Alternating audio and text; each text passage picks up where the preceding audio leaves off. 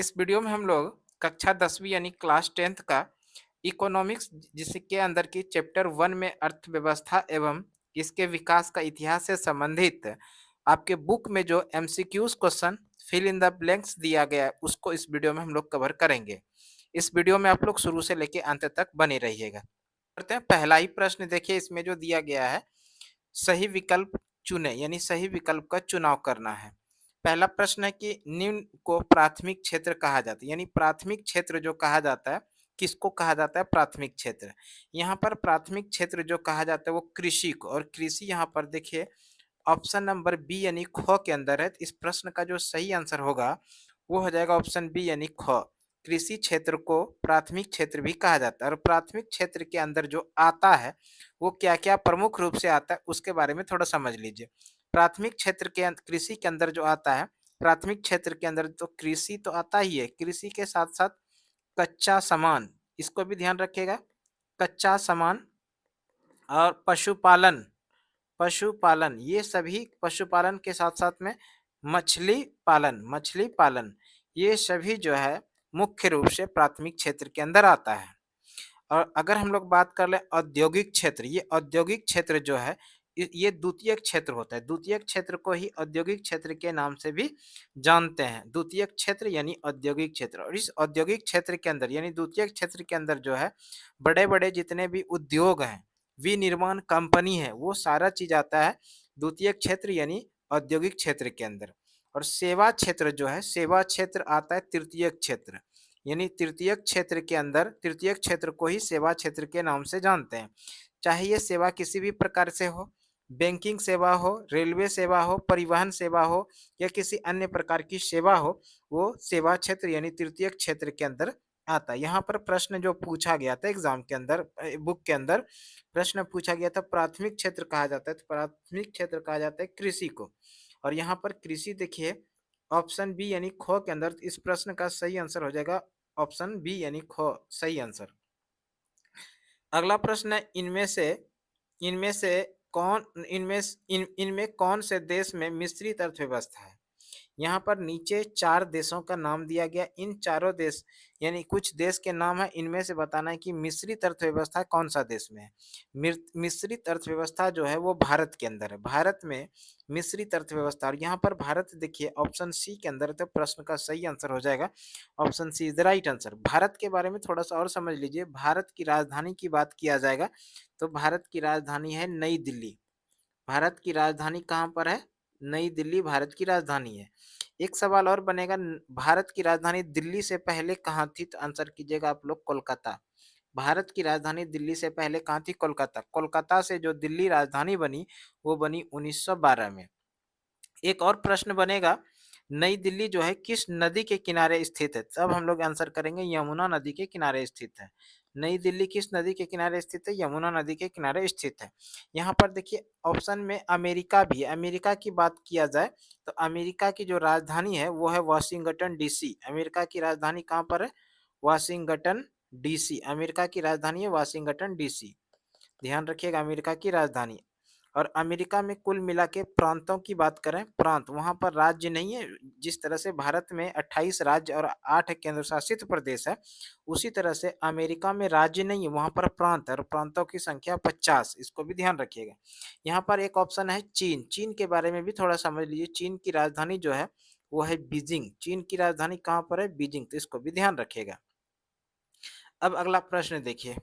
अगला प्रश्न पूछा जो गया है, अगला प्रश्न में दिया गया है, भारत में योजना आयोग का गठन कब किया गया था? भारत में योजना आयोग का गठन कब किया गया था? ध्यान रखिएगा आप लोग, भारत में योजना आयोग का गठन 15 मार्च 1950 को किया गया था। और यहाँ पर 15 मार्च 1950 ऑप्शन को में है यानी ए में है, तो प्रश्न का सही आंसर हो जाएगा ऑप्शन को यानी ए इज द राइट आंसर। 15 मार्च 1950 को योजना आयोग की स्थापना किया गया था। और इस योजना आयोग के जो अध्यक्ष होते थे इसके बारे में भी समझ लीजिए। योजना आयोग के अध्यक्ष जो देश के प्रधानमंत्री होंगे, देश के प्रधानमंत्री वही योजना आयोग के अध्यक्ष होते थे। अगर बात किया जाए योजना आयोग के प्रथम अध्यक्ष कौन थे? आंसर कीजिएगा जवाहरलाल नेहरू। जवाहरलाल नेहरू योजना आयोग के प्रथम अध्यक्ष थे। योजना आयोग को 2014 में समाप्त कर दिया गया, इसको भी ध्यान रखिएगा। योजना आयोग को कब समाप्त किया गया? 2014 में। और इसी योजना आयोग के स्थान पर एक नया आयोग लाया, योजना आयोग के स्थान पे एक नया आयोग लाया गया जिसका नाम है नीति आयोग। इसको भी ध्यान रखिएगा, योजना आयोग के स्थान पे भारत में क्या लाया गया? नीति आयोग। नीति आयोग की स्थापना होती है 1 जनवरी 2015 को। नीति आयोग की स्थापना कब होती है? 1 जनवरी 2015 को। और नीति आयोग के जो अध्यक्ष होते हैं, जो देश के प्रधानमंत्री होंगे, वही नीति आयोग के अध्यक्ष होंगे, तो इसको भी ध्यान रखिएगा। यहाँ पर जो प्रश्न पूछा गया था, योजना आयोग की स्थापना, योजना आयोग का गठन कब किया गया था? योजना आयोग का गठन 15 मार्च 1950 को, जो कि ऑप्शन ए में है, तो प्रश्न का सही आंसर हो जाएगा option A is the right answer.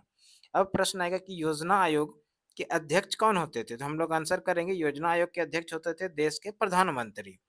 योजना आयोग के प्रथम अध्यक्ष कौन थे? तो पंडित जवाहरलाल नेहरू योजना आयोग के प्रथम अध्यक्ष थे। इसी में प्रश्न आएगा, योजना आयोग को समाप्त किस वर्ष किया? तो हम लोग आंसर करेंगे 2014 को योजना आयोग को समाप्त कर दिया गया। इसी में प्रश्न आएगा, योजना आयोग के स्थान पे भारत में एक नया आयोग आया जिसका क्या नाम है? तो उसका नाम है नीति आयोग। योजना आयोग के स्थान पे ही एक नया आयोग आया, क्या नाम है? नीति आयोग। इसी में प्रश्न बनेगा, नीति आयोग की स्थापना कब हुई? तो हम लोग आंसर करेंगे, नीति आयोग की स्थापना हुई 1 जनवरी 2015 को। और नीति आयोग के अध्यक्ष कौन होते हैं? जो देश के प्रधानमंत्री होंगे वही नीति आयोग के अध्यक्ष होते हैं। ठीक है, अब अगला प्रश्न देखिए। अगला प्रश्न जो पूछा गया है, अगला प्रश्न में दिया गया है, जिस देश का राष्ट्रीय आय अधिक होता है वह देश कहलाता है।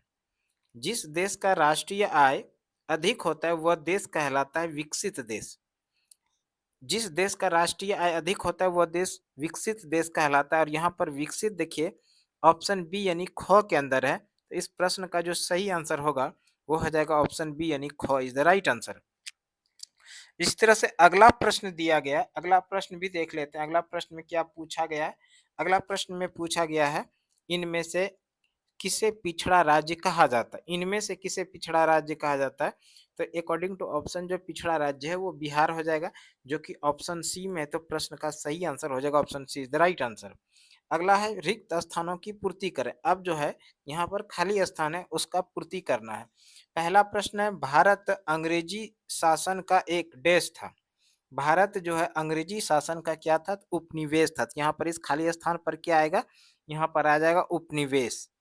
तो ये अब जो बना, भारत अंग्रेजी शासन का उपनिवेश था। अगला प्रश्न है, अंग्रेजों ने भारतीय अर्थव्यवस्था का क्या किया? डैश किया। तो अंग्रेजों ने भारतीय अर्थव्यवस्था का डैश किया, यानी खाली स्थान है तो इस खाली स्थान पे क्या आएगा? अंग्रेजों ने भारतीय अर्थव्यवस्था का शोषण किया था। तो यहाँ पर जो खाली स्थान पे भराएगा, खाली स्थान पे आएगा वो आएगा शोषण, यानी यहाँ पर ये जो हो गया, अंग्रेजों ने भारतीय अर्थव्यवस्था का क्या किया? शोषण किया। अगला है, अर्थ अर्थव्यवस्था आजीविका अर्जन करने की डैश है। अर्थव्यवस्था जो है आजीविका अर्जन करने की क्या है? अर्थव्यवस्था आजीविका अर्जन करने की एक प्रणाली है। यहाँ पर जो खाली स्थान है यहाँ पर क्या आएगा? प्रणाली आएगा। तो आज अर्थव्यवस्था आजीविका अर्जन करने की प्रणाली है। अब है द्वितीय क्षेत्र, डैश क्षेत्र कहा जाता है। द्वितीय क्षेत्र को डैश क्षेत्र भी कहा जाता है, यानी द्वितीय क्षेत्र को और किस नाम से जाना जाता है? तो ध्यान रखिएगा, द्वितीय क्षेत्र को औद्योगिक क्षेत्र के नाम से भी जाना जाता है। तो यहाँ पर जो खाली स्थान है यहाँ पर आ जाएगा औद्योगिक, तो इसको भी ध्यान रखिएगा, द्वितीय क्षेत्र को औद्योगिक क्षेत्र कहा जाता है। अगला प्रश्न जो है यहाँ पर दिया गया है, आर्थिक विकास आवश्यक रूप से, आर्थिक विकास आवश्यक रूप से देश की प्रक्रिया है। ये जो खाली स्थान है इस पर क्या आएगा?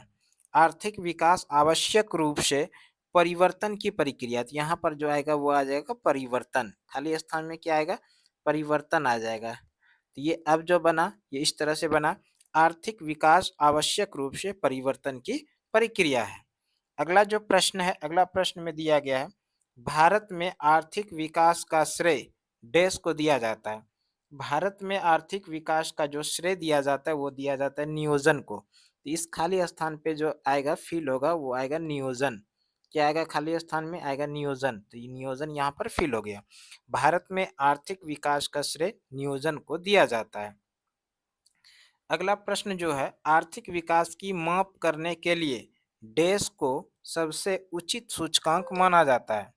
यानी आर्थिक विकास की माप करने के लिए सबसे उचित सूचकांक जो है वो है प्रति व्यक्ति आय। यहाँ पर क्या लिखेंगे, यहाँ पर आ जाएगा प्रति व्यक्ति आय, प्रति व्यक्ति आय। ये खाली स्थान में आएगा यहाँ पर प्रति व्यक्ति आय।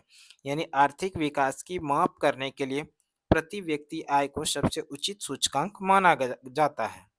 अगला प्रश्न है, साधनों के मामले में धनी होते हुए भी बिहार की स्थिति क्या है, दयनीय है। यहाँ पर जो खाली स्थान है यहाँ पर क्या आ जाएगा, दयनीय आ जाएगा, दयनीय। ये प्रश्न इस तरह से बना, साधनों के मामले में धनी होते हुए बिहार की स्थिति दयनीय, ये खाली स्थान में दयनीय आएगा। अगला प्रश्न है, बिहार में डैश ही जीवन का आधार है। बिहार में जीवन का जो आधार है वो मुख्य आधार है कृषि। यहाँ पर क्या आएगा, तो यह आ जाएगा आपका कृषि। बिहार में जीवन का जो मुख्य आधार है वो क्या है, कृषि है। अगला प्रश्न है, बिहार के विकास में एक बहुत बड़ा बाधक है। बिहार के विकास में बहुत बड़ा बाधक जो है वो बाधक है बाढ़। बाढ़ विकास को आगे नहीं बढ़ने दिया जा रहा है बिहार को। बिहार के विकास में बाढ़ जो है एक बहुत बड़ा बाधक है। यहाँ पर खाली स्थान में आ जाएगा बाढ़। तो इस तरह से आज हम लोगों ने क्लास 10th का जो चैप्टर नंबर 1 है, जिसमें कि ऑब्जेक्टिव क्वेश्चन और fill in the blanks question था, उसको बड़े ही आसानी के साथ साथ में एक्स्ट्रा एक्सप्लेनेशन के माध्यम से समझने का प्रयास किया। हमें उम्मीद है ये वीडियो आप लोगों के लिए निश्चित रूप से उपयोगी साबित होगा। तो इस तरह का वीडियो आप लोगों को सुमन क्लासेस यूट्यूब चैनल पे लगातार मिलते रहेगा। तो इस वीडियो में इतना ही। अगली वीडियो में अगले विषय के साथ फिर से मिलते हैं। तब तक के लिए धन्यवाद। जय हिंद, वंदे मातरम।